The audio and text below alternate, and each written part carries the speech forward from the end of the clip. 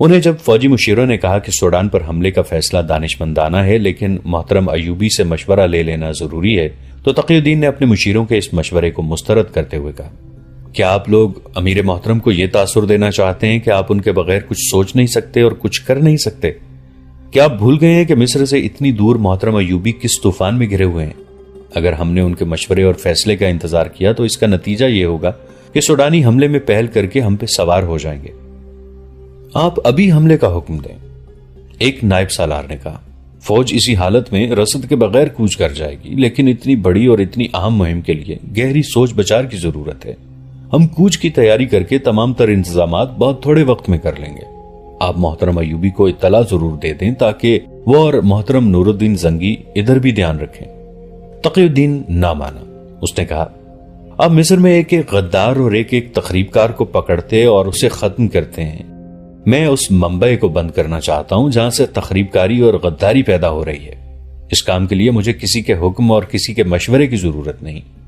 تقی الدین چند ایسے عناصر اور قوائف کو نظر انداز کر رہا تھا جو اس کے حملے کو ناکام کر سکتے تھے۔ ایک یہ کہ صلیبیوں اور سوڈانیوں کے جاسوس مصر میں موجود تھے جو یہاں کی فوجوں کی نقل و حرکت دیکھ رہے تھے۔ تقی الدین کی کمزوری یہ بھی تھی کہ اس کے دشمن کے جاسوس مسلمان بھی تھے جو انتظامیہ اور فوج میں اونچے عہدوں پر فائز تھے۔ اس کے مقابلے میں تقی الدین کے جاسوس سوڈانیوں کے پالیسی سازوں اور حکام تک نہیں پہنچ سکتے تھے۔ دوسرے یہ کہ سلطان ایوبی نے 1169 عیسوی میں مصر کی جس سوڈانی فوج کو بغاوت کے جرم میں توڑ دیا تھا، اس کے کئی ایک کماندار اور عہدیدار سوڈان میں تھے۔ وہ سلطان ایوبی کی جنگی چالوں سے واقف تھے، انہوں نے انہی چالوں کے مطابق اپنی فوج کی ترتیب کی تھی۔ صلیبیوں نے انہیں نہایت اچھا اسلحہ اور ضرورت سے زیادہ جنگی سامان دے رکھا تھا۔ یہ گھر کے بیدی تھے۔ تقی الدین نے یہ بھی نہ سوچا کہ وہ سوڈان کے جس علاقے میں پیش قدمی کرنے جا رہا ہے وہ ایک وسیع صحرا ہے جہاں پانی خطرناک حد تک کم ہے، اور وہ مقام جہاں حملہ کرنا ہے اتنا دور ہے جہاں تک رسد کو خطرے میں ڈالے بغیر رواں رکھنا ممکن نہیں ہوگا۔ مصر کے اندرونی حالات کو قابو میں رکھنے اور تخریب کاری کے انسداد کے لیے بھی فوج درکار تھی، مگر تقی الدین اس قدر بھڑکا ہوا تھا کہ اس نے مکمل طور پر نیک نیتی اور اسلامی جذبے کی شدت کے زیر اثر حملے کی تیاریاں شروع کر دیں اور سلطان ایوبی کو اطلاع نہ دینے کا فیصلہ کیا۔ اس کی اس خود مختاری میں وہی جذبہ تھا جو سلطان ایوبی میں تھا۔ اسے احساس تھا کہ سلطان ایوبی کا مقابلہ تند اور تیز طوفان سے ہے اور صلیبی فیصلہ کن جنگ لڑنے کا اہتمام کیے ہوئے ہیں۔ اس نے جو کچھ سوچا تھا درست تھا۔ اس وقت سلطان ایوبی کرک سے 8-9 میل دور ایک چٹانی علاقے میں اپنا ہیڈ کوارٹر قائم کیے ہوئے تھا۔ یہ ان کا عارضی قیام تھا۔ وہ اپنے ہیڈ کوارٹر کو خانہ بدوش رکھا کرتے تھے۔ جس مقام پر انہیں حملہ کرانا یا شب خون مروانا ہوتا تھا وہ اس کے قریب رہتے اور حملہ کرنے والے دستے کے کمانڈر کو بتا دیا کرتے کہ وہ ان کی واپسی کے وقت کہاں ہوگا۔ ان کے چھاپا مار کمانڈو جانباز صلیبی فوج کی تمام تر کمک تباہ کر چکے تھے۔ چھاپا ماروں کے چھوٹے چھوٹے گروہ اس صلیبی فوج کے لیے ناگہانی مصیبت بنے ہوئے تھے جو صحرا میں پھیلی ہوئی تھی۔ صلیبیوں کا نقصان تو بہت ہو رہا تھا لیکن چھاپا ماروں کی شہادت غیر معمولی طور پر زیادہ تھی۔ 10 جانباز جاتے تو 3-4 واپس آتے تھے۔ یہ رپورٹیں بھی ملنے لگ گئی تھیں کہ صلیبیوں نے ایسے انتظامات کر لیے ہیں جو شب خون اور چھاپے کو کامیاب نہیں ہونے دیتے، لہٰذا اب چھاپا ماروں کو جان کی بازی لگانی پڑتی تھی۔ سلطان ایوبی اپنی چالیں اور فوجوں کا پھیلاؤ بدلنے کی سوچ رہے تھے۔ معلوم ہوتا ہے صلیبی مجھے آمنے سامنے آنے پر مجبور کر رہے ہیں، سلطان ایوبی نے اپنے فوجی نائبین سے کہا۔ میں انہیں کامیاب نہیں ہونے دوں گا اور میں اب اپنے اتنے زیادہ جوان مروانے سے بھی گریز کروں گا۔ میں چھاپا مار دستوں کی نفری میں اضافہ کرنے کا مشورہ دوں گا، ایک نائب نے کہا، اور میں یہ بھی مشورہ دوں گا کہ ہمیں دشمن کی قوت کو صرف اس لیے نظر انداز نہیں کرنا چاہیے کہ ہماری فوج میں جذبہ زیادہ ہے۔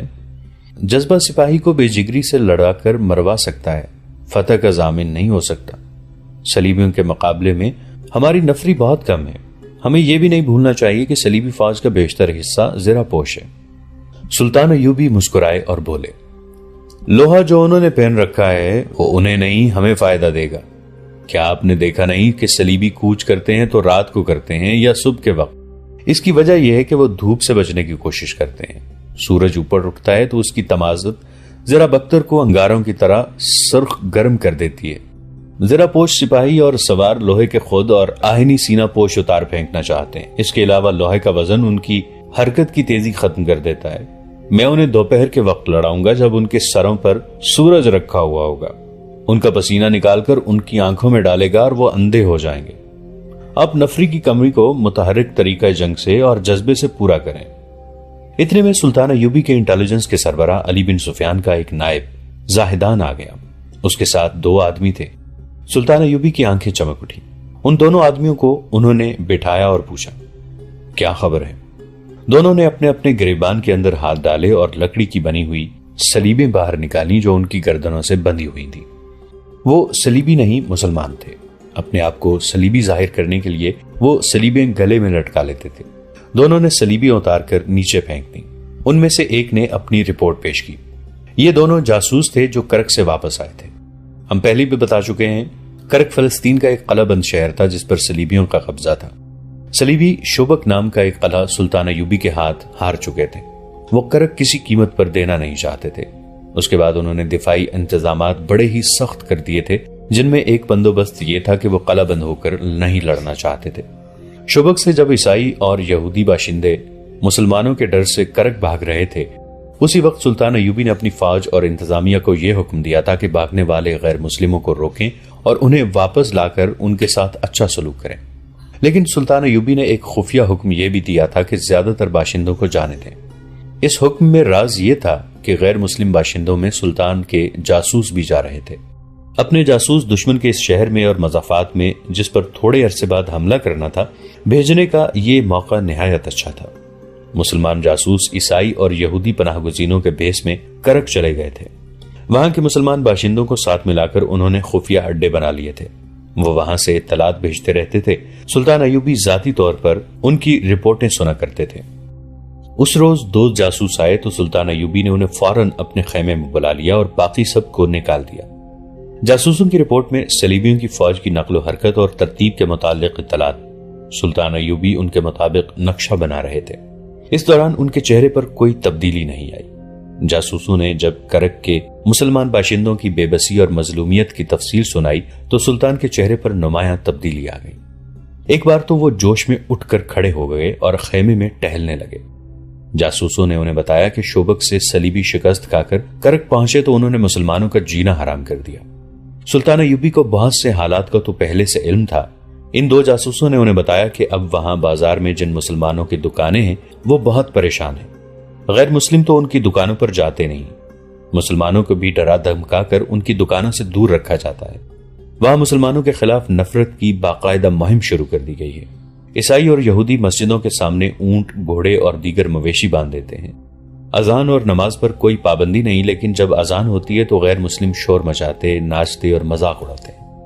جاسوسوں نے بتایا کہ مسلمانوں کا قومی جذبہ ختم کرنے کے لیے وہاں اس قسم کی افواہیں زور و شور سے پھیلائی گئی ہیں کہ صلاح الدین ایوبی اتنا شدید زخمی ہو کر دمشق چلا گیا ہے کہ اب تک مر چکا ہوگا، اور یہ بھی کہ سلطان ایوبی کی فوج کمان کی کمزوری کی وجہ سے صحرا میں بکھر گئی ہے اور سپاہی مصر کی طرف بھاگ رہے ہیں، اور یہ بھی کہ مسلمان اب کرک پر حملہ کرنے کے قابل نہیں رہے، اور بہت جلد شوبک بھی صلیبیوں کو واپس ملنے والا ہے، اور یہ بھی کہ سوڈانی فوج نے مصر پر حملہ کر دیا ہے اور مصر کی فوج سوڈانیوں کے ساتھ مل گئی ہے۔ جاسوسوں نے یہ بتایا کہ اب الصبح پادری مسلمان محلوں میں گھومتے پھرتے اور ہر مسلمان گھر کے دروازے پر گھنٹیاں بجاتے اپنے مذہبی گیت گاتے اور مسلمانوں کو دعائیں دیتے ہیں۔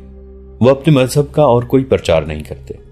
یہ پرچار وہاں کی عیسائی اور یہودی لڑکیاں کرتی ہیں جو مسلمان نوجوانوں کو جھوٹی محبت کا جھانسا دے کر ان کے ذہن تباہ کر رہی ہیں۔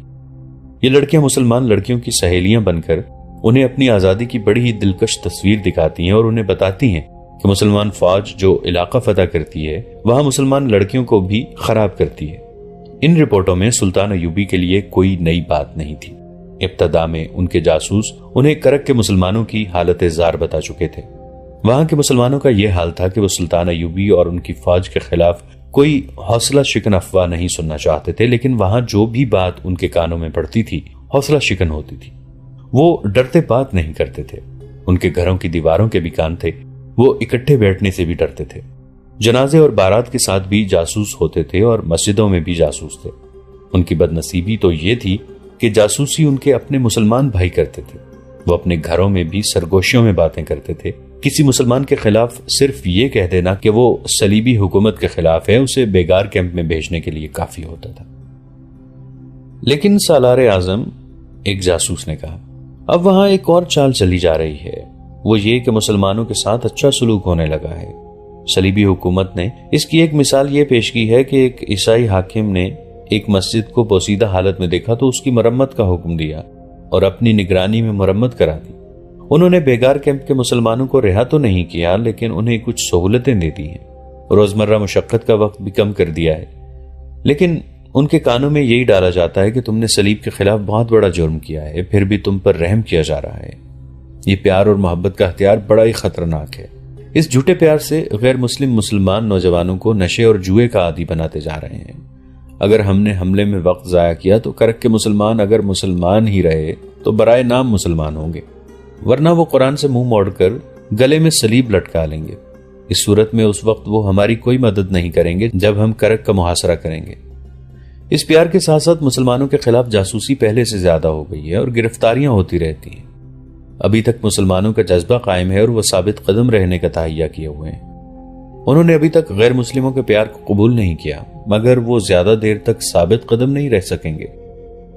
یہی وہ صورتحال تھی جس کی تفصیل سن کر سلطان ایوبی پریشان ہو گئے تھے۔ انہیں یہ اطلاع بہت تکلیف دے رہی تھی کہ مسلمانوں کے خلاف جاسوسی کر رہے ہیں۔ ان کے لیے پریشانی کی دوسری وجہ یہ تھی کہ مقبوضہ علاقے میں صلیبیوں نے مسلمانوں کے خلاف پیار کا ہتھیار استعمال کرنا شروع کر دیا تھا، اور اس کے ساتھ ہی نوجوانوں کی کردار کشی کا بھی عمل شروع ہو گیا تھا۔ ان دونوں سے زیادہ خطرناک وہ افواہیں تھیں جو وہاں کے مسلمانوں میں اسلامی فوج کے خلاف پھیلائی جا رہی تھیں۔ انہوں نے اپنے نظام جاسوسی کے نائب زاہدان کو بلایا اور پوچھا، کیا تم نے ان کی باتیں سن لی ہیں؟ ایک ایک لفظ سنا اور انہیں آپ کے پاس لایا ہوں، زاہدان نے جواب دیا۔ علی بن سفیان کو قاہرہ سے بلا لوں؟ سلطان ایوبی نے پوچھا۔ یا تم اس کی جگہ پر کر سکو گے؟ یہ معاملہ نازک ہے، دشمن کے شہر میں مسلمانوں کو افواہوں اور دشمن کے زہریلے پیار سے بچانا ہے۔ علی بن سفیان کو قاہرہ سے بلانے کی ضرورت نہیں، زاہدان نے جواب دیا۔ حسن بن عبداللہ کو بھی ان کے ساتھ رہنے دیں، مصر کے حالات اچھے نہیں، ملک تخریب کاروں اور غداروں سے بھرا پڑا ہے، کرک کے مسئلے کو میں سنبھال لوں گا۔ تم نے کیا سوچا ہے؟ سلطان ایوبی نے اس سے پوچھا۔ وہ دراصل زاہدان کا امتحان لے رہے تھے۔ وہ جانتے تھے کہ زاہدان مخلص اور محنتی سراغ رساں ہے اور اپنے شعبے کے سربراہ علی بن سفیان کا شاگرد ہے۔ اس پر سلطان کو پورا اعتماد تھا، پھر بھی وہ یقین کرنا ضروری سمجھتے تھے کہ یہ شاگرد اپنے استاد کی کمی پوری کر لے گا۔ انہوں نے زاہدان کا جواب سنے بغیر کہا، زاہدان، میں نے میدان جنگ میں شکست نہیں کھائی، یہ خیال رکھنا کہ میں اس محاذ پر بھی شکست نہیں کھانا چاہتا جس پر صلیبیوں نے حملہ کیا ہے۔ میں کرک کے مسلمانوں کو اخلاقی اور نظریاتی تباہی سے بچانا چاہتا ہوں۔ آپ جانتے ہیں کہ کرک میں ہمارے جاسوس موجود ہیں، زاہدان نے کہا۔ میں انہیں اس مقصد کے لیے استعمال کروں گا۔ وہ وہاں کے مسلمانوں کو آپ کے متعلق اور ہماری فوج اور مصر کے متعلق صحیح خبریں سناتے رہیں گے اور انہیں آپ کا پیغام دیں گے۔ وہاں کی مسلمان عورتوں میں قومی جذبے کی کمی نہیں۔ ایک جاسوس بول پڑا، اس نے کہا، ہم جوان لڑکیوں سے کہیں گے کہ وہ گھر گھر جا کر عورتوں کے ذہن صاف کرتی رہیں۔ ہمارا مشاہدہ یہ ہے کہ وہاں کی لڑکیاں لڑنے کے لیے بھی تیار ہیں۔ عورتیں اگر گھر اور بچوں کی تربیت کا محاذ سنبھالے رکھیں تو اسی سے اسلام کے فروغ اور سلطنت اسلامیہ کی توسیع میں بہت مدد ملے گی۔ سلطان ایوبی نے کہا، انہیں اس مقصد کے لیے استعمال کرو کہ مسلمان گھرانوں میں اور بچوں میں غیر اسلامی اثرات داخل نہ ہونے دیں۔ میں اس کوشش میں مصروف ہوں کہ کرک پر جلدی حملہ کر دوں اور شوبک کی طرح وہاں کے بھی مسلمانوں کو آزاد کراؤں۔ انہوں نے زاہدان سے پوچھا، اس مقصد کے لیے کسے کرک بھیجو گے؟ انہی دونوں کو، زاہدان نے جواب دیا۔ یہ آنے جانے کے راستوں اور طریقوں سے واقف ہو چکے ہیں اور وہاں کے حالات اور ماحول سے مانوس ہیں۔ یہ دونوں آدمی غیر معمولی طور پر ذہین جاسوس تھے۔ سلطان ایوبی نے انہیں ہدایات دینی شروع کر دی۔ کرک میں مسلمان باشندوں پر پیار کا جو ہتھیار چلایا جا رہا تھا وہ صلیبیوں کی انٹیلیجنس کے ڈائریکٹر جرمن نیاد ہرسن کی اختراع تھی۔ وہ شوبک کی شکست کے بعد صلیبی حکمرانوں پر زور دے رہا تھا کہ کرک کے مسلمانوں کو پیار کا دھوکہ دے کر صلیب کا وفادار بنایا جائے یا کم از کم صلاح الدین ایوبی کے خلاف کر دیا جائے۔ صلیبی حکمران مسلمانوں سے اتنی زیادہ نفرت کرتے تھے کہ ان کے ساتھ جھوٹا پیار بھی نہیں کرنا چاہتے تھے۔ وہ تشدد اور درندگی سے مسلمانوں کا قومی جذبہ اور وقار ختم کرنے کے قائل تھے۔ ہرسن اپنے فن کا ماہر تھا، انسانوں کی نفسیات سمجھتا تھا۔ اس نے صلیبی حکمرانوں کو بڑی مشکل سے اپنا ہم خیال بنایا اور یہ پالیسی مرتب کرا لی کہ شہر اور مضافات کے اس علاقے کے مسلمانوں کو جو صلیبی استبداد میں ہے مشتبہ اور جاسوس سمجھا جائے. جس مسلمان کے خلاف ذرا سی بھی شہادت ملے اسے گرفتار کر کے غائب کر دیا جائے، لیکن ہر مسلمان شہری کو دہشت زدہ نہ کیا جائے. اس پالیسی کی بنیادی شق یہ تھی کہ لڑکیوں کے ذریعے مسلمان لڑکیوں کو بے پردہ کیا جائے اور مسلمان لڑکوں کو ذہنی عیاشی اور نشے کا عادی بنا دیا جائے. مختصر یہ ہے کہ ان کی کردار کشی کا انتظام کیا جائے. لہٰذا اس پالیسی پر عمل شروع ہو گیا تھا. ابتدا افواہوں سے کی گئی تھی. ہرسن نے یہ منظوری بھی لے لی تھی کہ مسلمانوں میں غداری کے جراثیم پیدا کرنے کے لیے خاصی رقم خرچ کی جائے. چند ایک مسلمانوں کو خوبصورت اور تندرست گھوڑوں کی بگیاں دے کر انہیں شہزادہ بنا دیا جائے اور انہیں مسلمانوں کے خلاف مخبری اور ان میں افواہیں پھیلانے کے لیے استعمال کیا جائے. انہیں شاہی دربار میں وقتاً فوقتاً مدعو کر کے ان کے ساتھ شاہانہ سلوک کیا جائے.